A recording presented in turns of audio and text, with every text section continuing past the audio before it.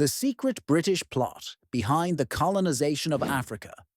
Behind the grand narratives of empire and civilization, there lies a lesser-known story. A calculated and secretive strategy by the British Empire to dominate Africa for its own imperial interests. By the late 1800s, Britain was the world's most powerful empire. But even with colonies across the globe, Africa remained largely unexplored and unconquered. That changed quickly, and not by chance. It was part of a deliberate plan. At the heart of this plot were powerful financiers, politicians, and industrialists. Most notably, Cecil Rhodes, a British mining magnate and ardent imperialist. Rhodes wasn't just interested in diamonds and gold, though he got plenty of both from South Africa.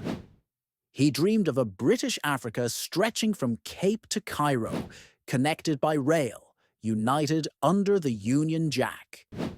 To achieve this, he and others used a combination of diplomacy, manipulation, and military force.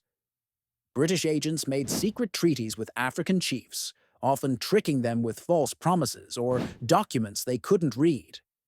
When resistance came, and it often did, it was crushed with brutal efficiency. Another secret element was the use of companies as fronts. The British South Africa Company, controlled by Rhodes, essentially governed territories in present-day Zimbabwe and Zambia. It had its own army and acted like a government, but with the sole goal of extracting wealth. Meanwhile, British officials in London manipulated rivalries between France, Germany, and other powers to carve out more land, presenting Britain as a civilizing force, while secretly securing trade routes, raw materials, and strategic ports. They also spread propaganda back home, stories of savage lands needing order, hiding the truth of exploitation, forced labor, and broken societies.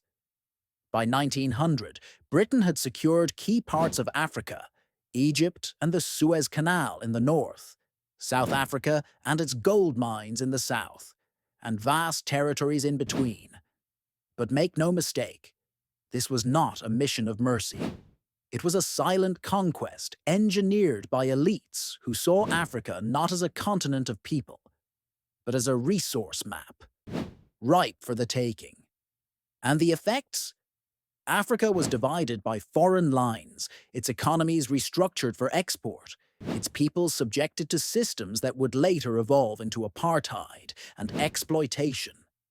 Today, the shadow of this secret plan still looms. In the borders drawn in London, the wealth still flowing outward, and the long struggle for African nations to reclaim what was taken.